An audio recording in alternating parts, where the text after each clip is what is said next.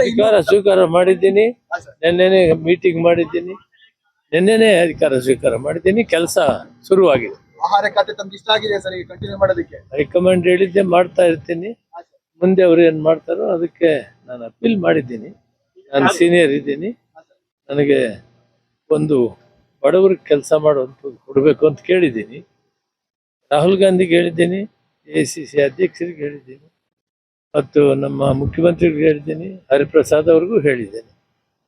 ನಾನು ಶಿಸ್ತಿನ ಸಿಪಾಯಿ, ಅವ್ರು ಏನ್ ಹೇಳಿದ್ರೆ ಅದು ಕೆಲಸ ಮಾಡ್ಕೊಂಡು ಹೋಗ್ತೀನಿ. ನೆನ್ನೆನೆ ಕೆಲಸ ಶುರು ಮಾಡಿದ್ದೆ. ಅಂದ್ರೆ ಹೆಚ್ಚುವರಿ ಖಾತೆ ಕೇಳ್ತಿದ್ದಾರೆ ಸರ್, ಮತ್ತೊಂದು ಹೆಚ್ಚುವರಿ ಖಾತೆ ಖಾತೆ ಬದಲಾಯಿಸಬೇಕು. ಅದು ಏನ್ ತೀರ್ಮಾನ ತಗೊಳ್ತಾರೋ ಅವ್ರಿಗೆ ಬಿಟ್ಟಿದ್ದು. ನಾನು ಮುಂದೆ ಇಟ್ಟಿದ್ದೆ. ಸರ್, ಈಗ ಸಮಾಜ ಕಲ್ಯಾಣ ಖಾತೆ ಬಗ್ಗೆ ತಾವು ಹೆಚ್ಚು ಒಲವು ತೋರಿಸಿದ್ರಿ. ಯಾವ ಖಾತೆ ಕೊಟ್ಟರು ಕೆಲಸ ಮಾಡ್ತೀನಿ. ಅವರು ಹೈಕಮಾಂಡ್ ಬಿಟ್ಟಿದ್ದು. ನಿನ್ನೆ ಕೆಲಸ ಶುರು ಮಾಡಿದ್ದೀನಿ. Thank you. ರಾಹುಲ್ ಗಾಂಧಿ ಅವ್ರ ಜೊತೆ ಮತ್ತೊಮ್ಮೆ ಪ್ರಸ್ತಾಪ ಮಾಡ್ತೀರಾ? ಅಂತ ಕೇಳಿದಿರಿ. ಹೌದು, ಈಗ ಮತ್ತೊಮ್ಮೆ ಅವರು ರಾಹುಲ್ ಗಾಂಧಿ ಅವ್ರ ಜೊತೆ ಪ್ರಸ್ತಾಪ ಮಾಡ್ತಾರೆ? ಇಲ್ಲ ಅವ್ರೇನು ಈ ಒಬ್ಬ ಸುರೇಶ್ ಹೆಗ್ಡೆ ಅವರು ತೀರ್ಕೊಂಡಿದ್ದಾರೆ. ಆ ಕಾರ್ಯಕ್ರಮಕ್ಕೆ ಬಂದಿದ್ದಾರೆ. ನಾವು ಅವರು ನಾಯಕರಿದ್ದಾರೆ, ಅವ್ರನ್ನ ಭೇಟಿಯಾಗಿ ಬಂದಿದ್ದೀವಿ ಅಷ್ಟೇ. ಇವತ್ತೇನು ಕೇಳೋದಿಲ್ಲ. Thank you.